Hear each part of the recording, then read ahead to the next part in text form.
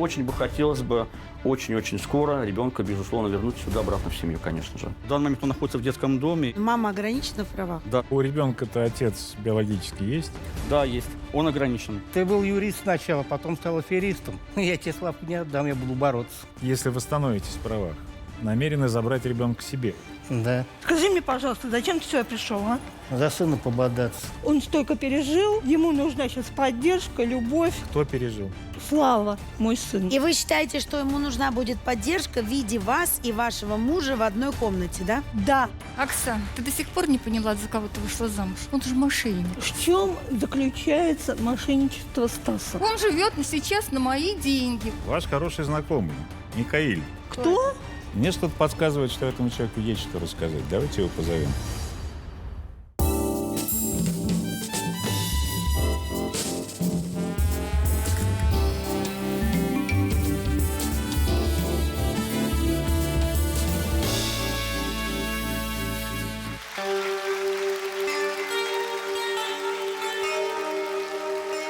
Добрый день! Главный герой нашей сегодняшней программы – 12-летний мальчик. За него борются все – мама, папа, бабушка. А на программу обратился отчим. Да, что ж там за страсти такие? Посмотрим. Сегодня в нашей студии Станислав Веселов из Москвы. Здравствуйте. Здравствуйте. Что у вас случилось? Рассказывайте. Я являюсь отчимом Славы Поляева, мой пасынок. Значит, в данный момент он находится в детском доме, где над ним издеваются, идет психологическая травля, не оказывают медицинскую помощь, значит, воспитатели также оскорбляют. Не так давно ребенок получил физическую травму, а именно сотрясение мозга. Ребенок ударил, соответственно, Славу в область виска, при этом не оказали медицинскую помощь. А вы откуда знаете, что у него сотрясение?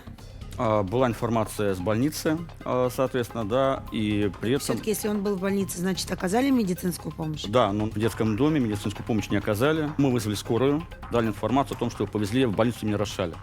После я уже пообщался и с врачом, то есть заведующее отделение. Да, он сослался под вопросом сотрясения мозга. Так, а вы с чем пришли-то? То, что в данный момент он находится в детском доме, и просьба помочь нам его вернуть из детского То есть дома. мама ограничена в правах? Да, совершенно верно. Как мы можем вам помочь? Получилось так, что 3 раза было 5-3-5, точка. Они исполняли родительских обязанностей. Первый раз бабушка отобрала у ребенка гаджеты. Ребенок побежал за ней. Вот. Видели, соответственно, это, получается, соседи. Второй раз, бабушка с ребенком, они, видимо, там не поскандалили, отобрала у него также гаджеты, и ребенок, получается, падает на кровать, ударяется носом. То есть, соответственно, получил тоже травму. Они вызвали скорую, скорая приехала, зафиксировала. И третий раз, когда бабушка держала его не дома, около квартиры, не пустила его домой. Значит, все 3 раза нарушения допускала бабушка, а штрафовали при этом вашу супругу. Так точно, совершенно верно. А как давно вы знакомы с мальчиком? Так, маму знаю год. Вот, с ребенком я начал общаться где-то, наверное, более 6-7 месяцев назад. И за эти 6-7 месяцев у вас очень тесные, как я понимаю, отношения с ним. Да, совершенно верно. Я из чего исхожу? Вы нам дали образец письма, который Слава вам пишет из детского дома. Давайте посмотрим. Мне тебя очень сильно не хватает. Сынуль, мне тоже тебя очень не хватает. Я места себе не нахожу. Как же я домой хочу? Я тебя очень люблю. Мой хороший сынуля, я тебя очень сильно люблю тоже. Я вас жду. У меня уже депрессия начинается. Я домой хочу. Забери меня сегодня. Папуля, вытащи меня. Поклянись, что сегодня меня заберете. Вытащу, сынуля, я обещаю. Когда был суд по ограничению родительских прав? В мае месяце 24 года. Апелляция была? Апелляция была 7 ноября 24 года. Апелляция была, к сожалению, была проиграна. Понятно. А вы юрист? Я, как общественный деятель, представитель Российского комитета по разрешению экономических конфликтов и защиты прав граждан. Я юрист общей практики. А у ребенка-то отец биологически есть? Да, есть. А он лишен, ограничен? Он ограничен. Тоже ограничен? 5-3-5, совершенно верно. Я так понимаю, что биологический отец ребенка не проживает с ребенком. Да, он проживает отдельно. А как он тогда смог допустить те же самые нарушения, что мать, которая проживает с ребенком? Вот этого я понять не могу. Вы знаете, к сожалению, папа своеобразный товарищ. Вот. До 2011 года он отсидел в тюрьме по 105 статье. Значит, в 2012 году родился Слава. Значит, и папа с мамой, то есть с Оксаной, они не были в официальном, соответственно, браке. В течение 12 лет он не принимал никакого практически участия к воспитанию. А вот почему, давайте у него и спросим, поскольку Ефим Поляев к нам приехал. О, Стас, здравствуй. Ты был юрист сначала, потом стал аферистом. Что, за квартиркой погнался или деньгами? Как это будет дальше? Я тебе Славку не отдам, я буду бороться. Судя по тому, что вы вышли и обратились к Станиславу, вы его знаете. Да, я его один раз только видел. Мгм. А почему вы назвали его аферистом? Ну, потому что сделал так, чтобы отодвинуть от меня Славу. Запретил общаться. А у вас были хорошие отношения с ребенком? Да, были нормальные отношения с ним. Мы гуляли, с ним ходили. Так а в чем его аферизм-то? Да потому что, насколько я знаю, там он уже женился на Оксане и какой-то там кредит на нее начал вешать. Пока не появился в жизни Оксаны Стас, как часто вы со своим ребенком общались? Не часто, но бывало созванивались, бывало, я приезжал, ходили Ну, раз гулять. в год, раз в общаться. полгода, раз в месяц, как? Раз в 2 недели, раз в месяц приезжал. Понятно. Скажите мне, а алименты вы платили ребенку? Ну, сначала все платил по-нормальному, потом мне просто из-за денег было небольшой, ну, сложновато платить. У вас долг какой по алиментам сейчас? Не знаю. А когда вы узнали, что ребенок в детском доме, а вы тоже ограничены в родительских правах? Светлана Владимировна мне сказала, то, что... Светлана Владимировна – это бабушка ребенка. Да. А вас-то за что ограничили? Вот тут бабушка накуролесила 3 раза, наказали маму. А вас за что? Тоже за бабушку? Ну, я даже не знаю, там опека все это рулила. Подождите, ну вам У вас же решение выдали суда-то решение есть суда. на руках? В Измайловском постановлении там ничего толком не написано. Все-таки вы, если восстановитесь в правах, намерены забрать ребенка себе. Да. Вам есть куда ребенка забрать? Ну, да, у меня есть жилая площадь. Какая жилая площадь у вас есть? Давай мы лучше посмотрим, чем будем это слушать. Квартира, в которой я живу, куда, в принципе, ну, готов забрать Славку. Здесь 2 комнаты. Квартира, в общем-то, досталась от отца. Квартира была запущена в жутком состоянии. Но мы постарались сделать косметический ремонт. Ну, вот это самая большая комната у нас. Ну, тоже было все ужасно. Ну, к сожалению, еще тут не до конца. Тут надо будет домазать. Ну, маленькая комната. Хотя, сами видите, потолки тоже высокие, но достаточно крупные по сравнению с хрущевками. Если Славу заберу, поселю, то как раз вместе с Эмилем. А Эмиль – это пасынок, сын жены. Мы здесь немножечко перестановку сделаем. Поставим еще одну кровать, чтобы они могли здесь вместе жить. Шкаф оттуда будем отодвигать. Есть интересные, конечно, книги. Со Славкой, то есть, можно будет английским заниматься. У нас там словари очень хорошие, такие, ну, серьезный, даже технический английский словарь есть. А у нас есть санузел раздельный, здесь вот ванна. Сейчас это у нас кухня. Плиту новую сюда ставили. А Лиза, моя жена, хорошо готовит, вкусно. Ну, она татарка, а не хозяйственная, умеет. Слава будет накормлен, соответственно. Но если он захочет жить у меня, я полностью согласен на это. Я даже был бы не против. А вы пьете? Но я могу после работы пару банок пива выпить. Ну, я просмотрю, вы на фотографиях такой симпатичный. А за что- Сдали что-то. а вот за здесь. что сели? Что с вами случилось? Не хотелось бы вспоминать это. Вы убили кого-то, да? Ну, Да. 105-я статья – это убийство. Мужик, который на меня полез с кулаками, И он на вас с кулаками, а вы его чем убили? ножом. Да нет. А я так понимаю, что с Оксаной вы почти не жили вместе, да? Ну, да, Вы в каком году освободились? я в 11-м, А родился ребенок в каком? в октябре 12-го. Почему вы не стали жить дальше-то вместе? Ну, у Оксаны характер, конечно, такой, блин. Какой? А мы сейчас Ну, увидим. немного горячий, вспыльчивый. Мы сейчас увидим, какой характер у Оксаны, поскольку она тоже приехала к нам. Может быть, она прольет свет на то, что же там происходит, что нужно сделать, чтобы ребенок вернулся домой. Вот чем У мы понять Оксаны не можем. вспыльчивый характер. Сам мужика пырнул, когда убивал. А у Оксаны вспыльчивый. Оксана, идите к нам.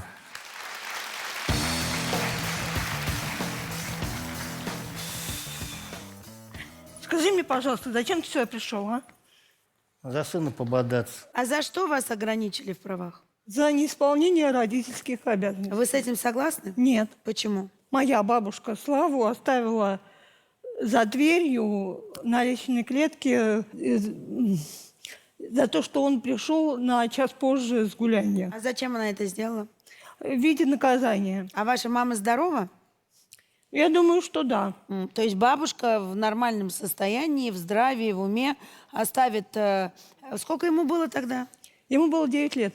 9-летнего ребенка на лестнице за то, что он домой опоздал, да? Да.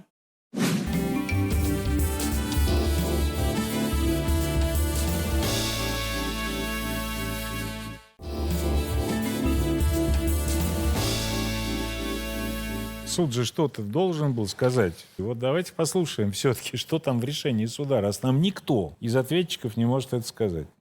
Ответчики на протяжении длительного времени не исполняют надлежащим образом свои родительские обязанности, не справляются с воспитанием, образованием и материальным содержанием сына. Кроме того, суд учитывает малолетний возраст ребенка, обстоятельства неоднократного привлечения Бачко ОС к административной ответственности, равнодушное отношение Поляевой к антисанитарийным условиям места проживания сына, конфликтным отношениям между малолетним и бабушкой. Ответчиками на протяжении длительного времени не исполнялись рекомендации специалистов. Проведенная профилактическая работа с семьей оказалась безрезультатной. Если ответчики не изменят своего поведения, к ним может быть предъявлен иск о лишении родительских прав. Вот вы сейчас поженились, да? Да. И живете теперь вместе. Да. Мы сейчас временно живем в Славиной комнате. Ага. Вот. А когда он вернется, где вы будете жить? В большой комнате. У нас есть маленькая комната, его комната. А мама? А мы в большой. А мама? Ну а что мама? Что мама? А она где будет жить? А мама будет жить тоже в большой комнате. Но у нас две комнаты. То есть вы будете с мамой жить в большой комнате. Вы, ваш муж и ваша мама. Ну а что делать? А Слава будет жить в маленькой. Он столько пережил. И? Ему нужна сейчас поддержка, любовь. Кто пережил? Слава, мой сын. И вы считаете, что ему нужна будет поддержка в виде вас и вашего мужа в одной комнате, да? Да. Вы со свекровью-то знакомы со своей? Да. Да. И Да. какие отношения у вас складываются? Хорошие. Я почему спрашиваю? Потому что мама Станислава, Маргарита, в нашей студии сегодня. Вот скажите, пожалуйста, видите, в каких стесненных условиях будут жить они, если ребенка заберут, а они очень хотят забрать ребенка? У вас, может быть, условия получше, нет? Может, к вам Ну, поехать? смотрите, мы живем, я живу отдельно с дочкой и с внуком. Стас сейчас собирается, все равно уже взял ипотеку. У них будет, сейчас вот есть ли, Слава А где заберут, Стас вот жил до... у них будет своя квартира. Подождите, вот до того, как Стас встретил Оксану, вот он же всего год назад ее встретил. Ну да, но Где он жил? ну, он жил, у него как раз своя квартира была. Ну, вот, да, была своя квартира. А куда она делась? Ну, она сейчас находится, ну, как бы в даче квартиры, вот. Ну, будем говорить, для лучших времен. Если там он женится, то есть я так... Так он женился. Вот, да, вот он женился, все, вот сейчас Славу заберем, но это как бы, будем говорить, он мало об этом знал, я готовила сюрприз. Какой сюрприз? Сюрприз квартиры, да. Чтобы это чья квартира-то? Ну, это я ее купила. Вы ее купили? Да, то есть я потихоньку откладывала, там однокомнатная квартира. А где она? Она находится на Владыкина. А адрес какой? Алтуховское шоссе. Вот, да. вы ее купили? Сейчас она пока закрыта. Сейчас там никого нет, все. Подождите, вы же сказали, что вы ее сдаете. Нет, уже не сдаю. Так. Просто оказались квартиранты не очень... Хорошо. И вы заперли квартиру. Скажите, пожалуйста, где конкретно жил ваш сын, пока не встретил Оксану? Вы мне так и не ответили на этот вопрос. Ну, он жил в Бутово. Мы все жили в Бутово. А сейчас в ней кто живет? Сейчас никто. Мы продали квартиру. Когда вы ее продали? Ну, полгода назад. Ну, не полгода, но где-то месяца 4 назад мы ее продали. А зачем вы ее продали? Но разменялись и, ну, как бы продали, чтобы дети отдельно жили, все, младший там. Ну, так А хорошо. вы-то сейчас Вот, не отдельно живете? И что вы купили, когда продали Ну, квартиру? пока ничего не купили. А куда вы дели деньги-то, когда продали? На счету. На счету. А где вы живете сами? Ну, как, я работаю И? Ну вы же не на работе живете? Нет, я работаю, этот самый, и с дочкой живу, и с внуком. Нет, а чья это квартира-то, в которой вы живете? Сейчас мамина моя. А когда вы купили Станиславу квартиру? Это было давно уже. Это, ну как давно, может быть, года 2 назад. Ага, и он об этом не знал? Нет, Это сюрприз. нет, да. Вам только что мама устроила сюрприз. Она купила квартиру 2 года назад. Сейчас в эту студию войдет женщина, которая категорически отказывалась не только принимать участие в программе, но даже говорить об этом на протяжении долгого времени. А потом вдруг сама позвонила, проявила инициативу и приехала. А вот зачем она приехала, мы у нее и спросим. И как вы, наверное, догадались, Оксана, это ваша мама, Да. Светлана Владимировна. Да, Давайте ее и позовем. да, Это та самая бабушка, из-за которой вы лишились сына. да. Которая внука на лестнице держала. Оксана, ты до сих пор не поняла, за кого ты вышла замуж? Он же мошенник. Ты не понимаешь, он к тебе как относится? Вот мне его поведение совершенно не нравится. Ну вы нам Понимаешь? расскажите. В чем заключается мошенничество Стаса? Ну-ка расскажи мне. В том, что, во-первых, как он к тебе относится? И кричит, и унижает тебя. Он не просто тебя не любит, он даже не уважает тебя. После того, как молодожены стали у вас жить, я так понимаю, что Стас прописался у вас в квартире. Да, Как? Квартира-то ваша? моя. Зачем вы его прописали? Для того, чтобы не конфликтовать с своей дочерью. Она просила? Да. А тогда она объясните просила. мне, дураку, а почему ваша дочь на днях выписалась из этой квартиры? А вот это я не знаю. Когда я ей постоянно говорила, Оксана, тебе надо, наоборот, Директор. устраиваться на работу. Сейчас директор детского дома озвучил Стасу 2 условия. Либо мы приводим, улучшаем жилищные условия, то есть приводим в порядок квартиру, как они считают, что у нас там бардак.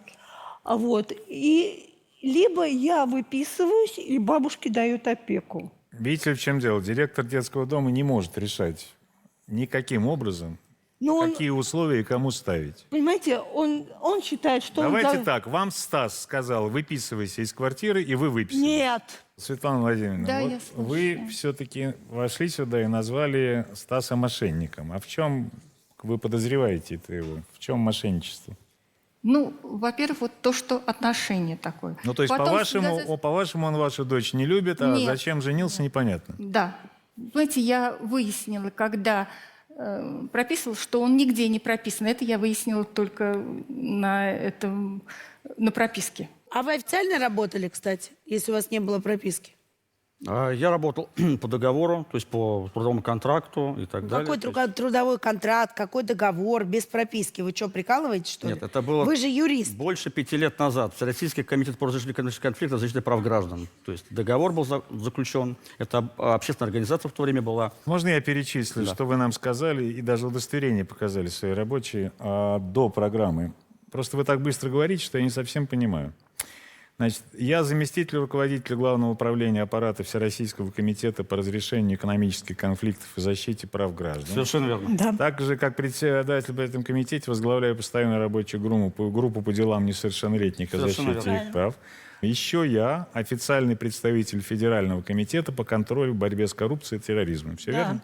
Это был комитет такой давно, но добавлять я его не добавлял сюда. Нет, я просто впервые в нашей Общественная студии организация, да, вижу общественная человека с организация. таким количеством регалий.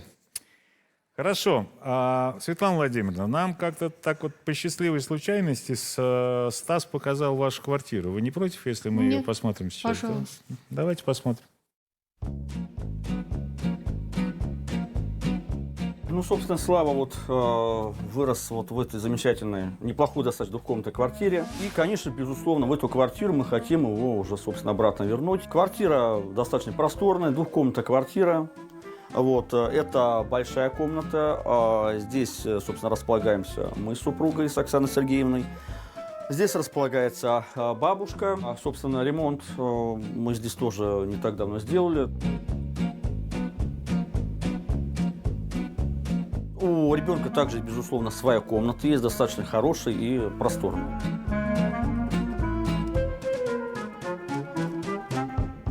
Ну, собственно, это комната Славы. Он в свое время занимался тоже на музыкальных инструментах. Книги, которыми он интересуется, тоже, соответственно, в свое время. Его рабочий стол. То есть, в принципе, все условия для ребенка, безусловно, в комнате, конечно же, созданы. Безусловно, имеется санузел. Санузел раздельный, то есть туалет, ванная комната. Есть где, безусловно, помыться, умыться, привести себя в порядок, ну и так далее. Это, соответственно, кухня. Кухня неплохая, просторная, уютная. Был сделан ремонт, соответственно, да. Газовая, соответственно, плита достаточно удобная, соответственно, да, приготовить покушать. То есть, соответственно, холодильник, потому что в холодильнике всегда есть, безусловно, еда, питание, все приготовлено. В этой квартире мы проживали вчетвером. Очень бы хотелось бы, очень-очень скоро ребенка, безусловно, вернуть себя сюда, обратно в семью, конечно же. Вот меня поразило, знаете что, вы то в одной комнате как риэлтор говорите, а в другой же как хозяин. Вот здесь вот вы продаете нам это, да, а тут уже вы владеете этим. Особенно меня поразило, что вам очень нравится раздельный санузел. Оксана, а чего вы так смеетесь-то? Вообще не могу понять. Что вам больше всего понравилось? Вам, наверное, ремонт больше всего понравился, да, судя по вашей реакции? Да, ремонт. Это авторский ремонт, я бы сказал. Скажите, пожалуйста, а ваша дочка в какой школе училась? В какой ты в школе училась? Номер школы? Номер школы 619. А сколько она классов закончила? 10. 11, да? 11 ты заканчивала? Да, 11, мама, если ты помнишь, конечно. Светлана Владимировна, скажите вот что. Вот тут уже мы услышали, что дочка ваша выписалась из квартиры, поскольку есть план, а его озвучил почему-то директор детдома, что иначе вы не сможете взять опеку над внуком. А вы вы собираетесь хотите опеку? брать опеку над внуком? Я уже подала заявление, собрала все документы. Подождите, так эти 5-3-5, они же на вас были. Вы же ребенка Нет, то оставили они на не лестнице. на меня были, а на Оксану. Но да, где-то задействована была я, но не совсем так все, как озвучивали. Подождите, но вы же оставили ребенка на лестнице, потом еще что-то сделали. Это на кого все это оформлялись? Все эти административные нарушения на кого? На Оксану. На Оксану. А вы действительно не пускали ребенка в квартиру? Да, не пускала. Почему? Действительно. Ну, мы должны были поехать к нейропсихологу, а он не пришел. И? Ну, я рассердилась очень сильно. Слушайте, если вы ребенка собираетесь вести к нейропсихологу, значит, абсолютно очевидно, есть какая-то проблема с ребенком. Нейропсихолог – это человек, который моторику, внимание больше развивает. Мы вот только что мы здесь слушали озвученный фрагмент из решения суда. Судом в том числе было установлено равнодушное отношение родителей к санитарным условиям места проживания сына и, внимание, конфликт. Конфликтным отношением между малолетним и бабушкой привел к тому, что их ограничили. Теперь бабушка, у которой конфликтные отношения по решению суда, идет в органы опеки, готовит все документы и говорит: я готов взять его под опеку. Ну как это? Объясните мне, кто здесь сумасшедший?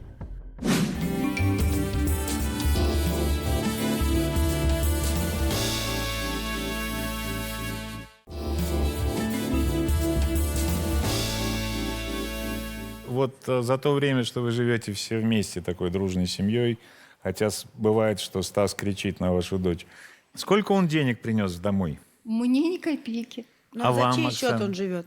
Ну, вы знаете, мы 8, я так утрированно скажу, 8 тысяч мы тратили в ресторане. Ну, начнем с того, что... Вот, и потом... Один раз? Сейчас я обзавидуюсь. Нет, не один раз. А сколько? Мы ходили, развлекались. Везде просто вот... А кто за квартиру А платит? как вы развлекались-то? Расскажите. Куда вы ходите развлекаться? Мы развлекались...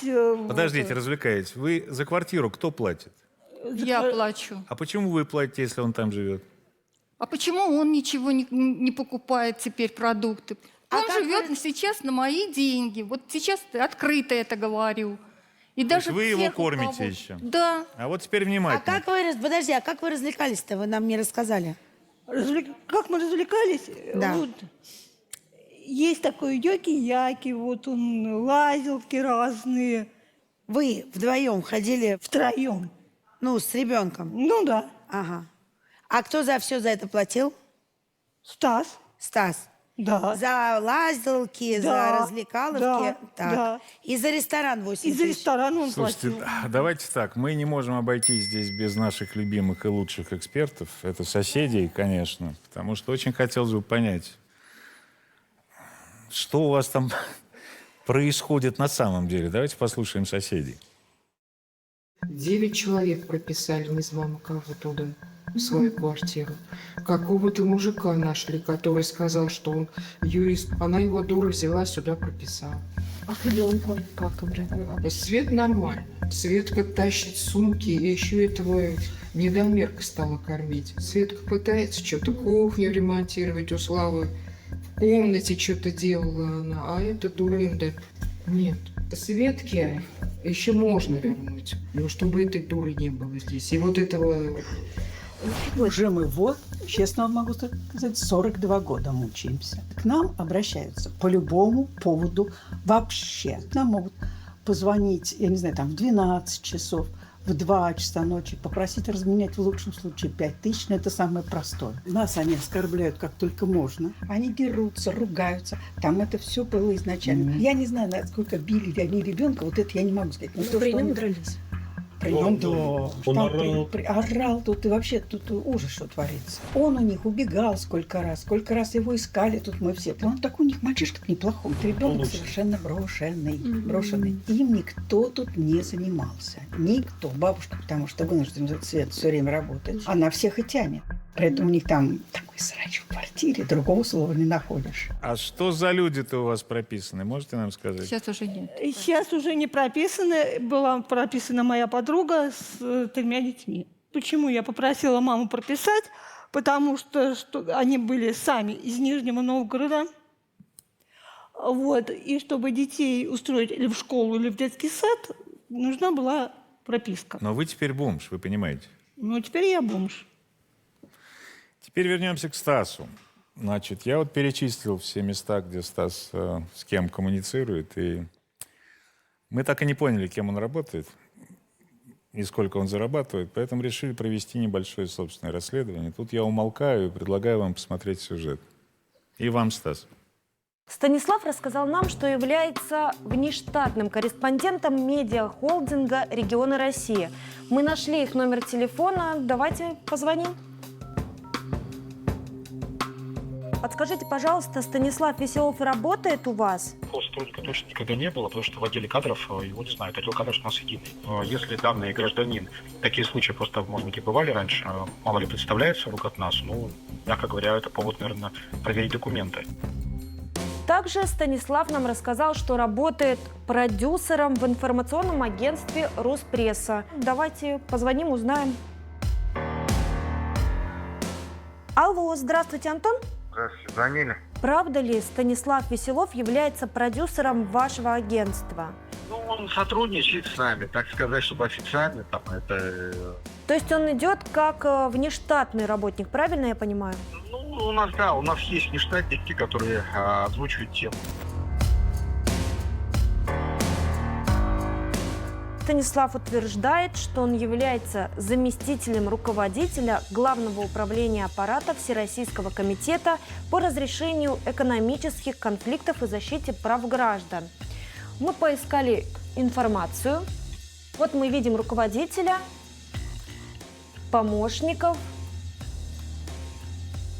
Ну, никаких заместителей, никаких Станиславов опять же нет. Профессии и места работы Станислава вызывают у нас некоторые сомнения.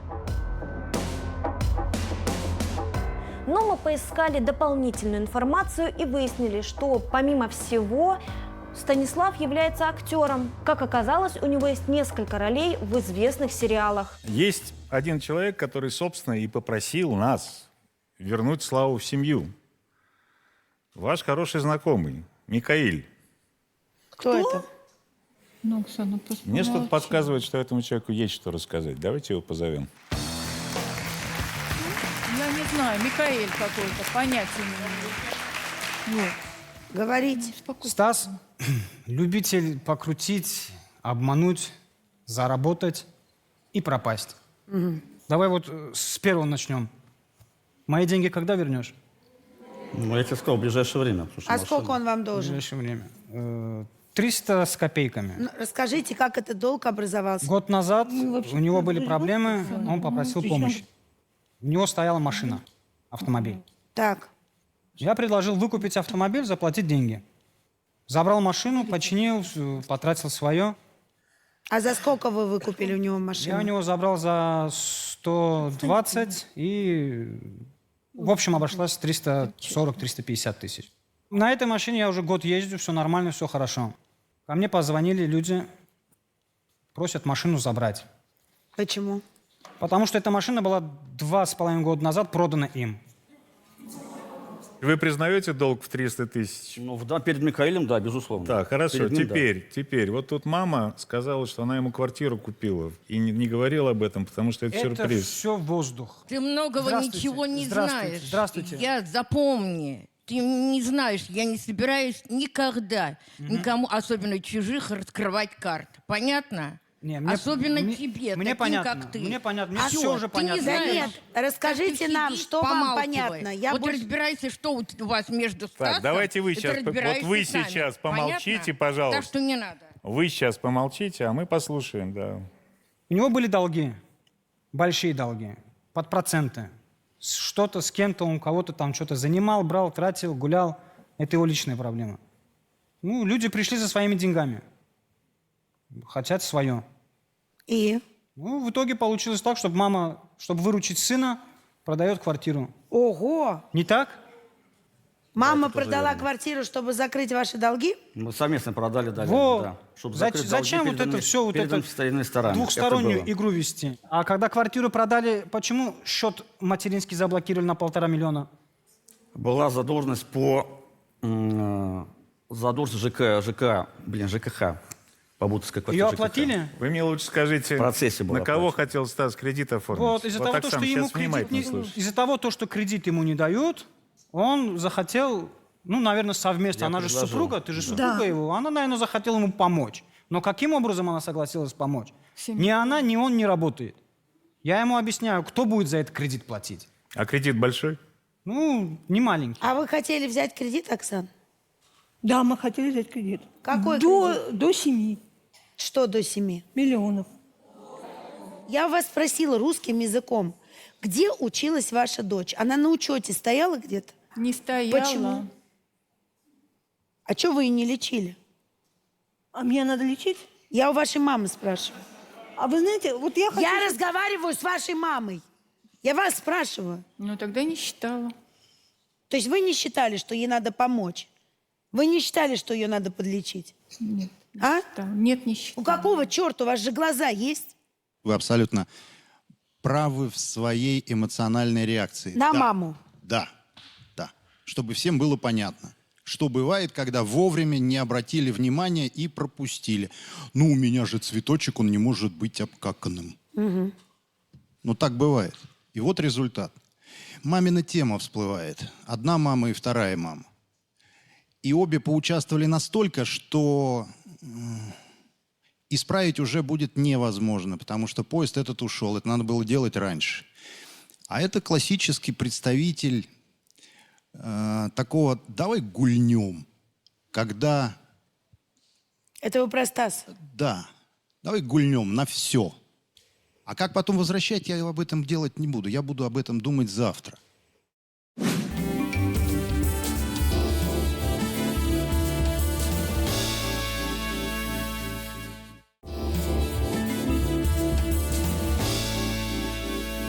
Давайте так, у нас в студии еще Александр Почалов, которого Стас тоже на деньги кинул. Так ведь? Станислав Валерьевич оказался очень сильным мошенником. Что он сделал по Ну что отношению с к вам? мошенником, ты мне поясни. Ты мне скажи. Летом я попросил у него сделать мне регистрацию, военный билет, чтобы не устроить официальную работу. То есть Так. я людям обещал, серьезному директору, что недели и все сделается. Вот. И Станислав пропал. Попросил у меня денег 21 тысячу, и все, и 0. Вот. И когда, короче, была у него проблема, я как бывший боксер, он звонит мне: Саня, приедь, поохраняй. А вы мою боксер, сестру». Юля, правильно я тебе говорю? Было такое? А вы боксер, да? Ну да, я боксом 2 года занимался. Вот. А вы сейчас к кому обратились? Это ведь сестра, да, Стаса? Да, Ирина, вон это очень. Ирин, дайте микрофон Ирине, пожалуйста. Вы же приехали брата поддержать и счастливы, что он женился? Да, конечно. А квартиру не жалко вам свою? Вы знаете, мы давно хотели ее продать и переехать в другой район. Ну, вы хотели ее продать, чтобы у вас деньги остались, а не для того, чтобы он долги отдал, верно? Верно, безусловно.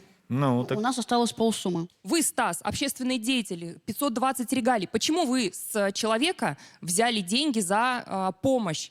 Общественный деятель, он работает абсолютно безоплатно. Почему вы позволили себе взять у этого человека, вы видите, да, ситуацию, взять деньги, обмануть его, и вам абсолютно не стыдно? Вы вот сидите, вот все такие, и ваша мама вас прикрывает. Хочу обратиться к Стасу. Я, соответственно, знала, что вы будете героем, и перед передачей позволила себе поизучать вашу биографию. Относительно биографии, конечно, нашла больше вашу фильмографию. Вы там играли, да, и гопника, и ведущего, так что Александр не ровен час подвинет вас. И очень грустно, что одной из ваших марионеток должен был стать ребенок несовершеннолетний, но благодаря этой передаче уже не станет. Даже сегодня в студии было озвучено достаточно фактов, да, чтобы вы переквалифицировались из юриста и встали по другую сторону баррикад. Для всех присутствующих в зале, да, кого обманул наш главный герой Стас, на самом деле нужно обратиться в полицию. Мы говорим про Да, ребенка, я готова а не помочь, про я готова того, составить что вам с кем- соответствующее с кем заявление. поможете, да? Да, конечно. Тихо! И направить вместе с вами эти заявления для проведения процессуальных проверок. Действительно, на мой взгляд, усматриваются признаки статьи 159, это мошенничество, поэтому я считаю, что нужно попробовать. То, что вам говорит Стас на словах, на самом деле мешает и будет мешать вам забрать вашего ребенка. Вам всего-навсего нужно было исполнить требования суда. Они довольно простые. Привести в надлежащее состояние жилье, внимательно смотреть за своим ребенком. Но не притащить мужика домой. Это включает там все, что угодно. Да? Вместо этого вы совершили, послушайте, вместо этого вы совершили прямо противоположные действия. Он вас убедил, что мама ваша может взять опеку над ребенком, поэтому вам нужно выписаться из квартиры. Вы из квартиры выписались, лишились единственного жилья, которое у вас было. Это сказал И директор теперь вы детского дома. Никакой директор этого не говорил. Вы живете с мошенником. До свидания. Директор детского дома сказал. Олю взяла в четверг от мамы. И вот здесь на щечке у нее около глаза было ободрано. Она сказала, ребенок упал. Я хочу лишить свою сноху Наталью родительских прав. Когда этот мужик-то появился, от которого она уже успела родить? Но это уже после гибели моего сына. Я хочу, чтобы они росли на моих глазах, чтобы я ими занималась сама. Детей я в любом случае не отдам ни Ольге, ни приюту, никуда. Кто вам мешал приехать и забрать детей? Но я не хотела конфликтов с ней. Состояние розеток в семье, где 4 маленьких детей. Вы сгорите там все, и все. Наташа, своего ребенка я его заберу. Почему ребенок в пакете? Тут его надо спросить, он сидел с детьми. Да ты ж мать-то. Это чьи дети, его или твои? Взял бы ей помог. Я ей помогал. Когда я с ней жил, у нас все хорошо было. Он был домохозяйкой у нее. Одна из соседок, она специально приехала, чтобы рассказать, как она у вас дома была, что она там видела. Давайте ее позовем.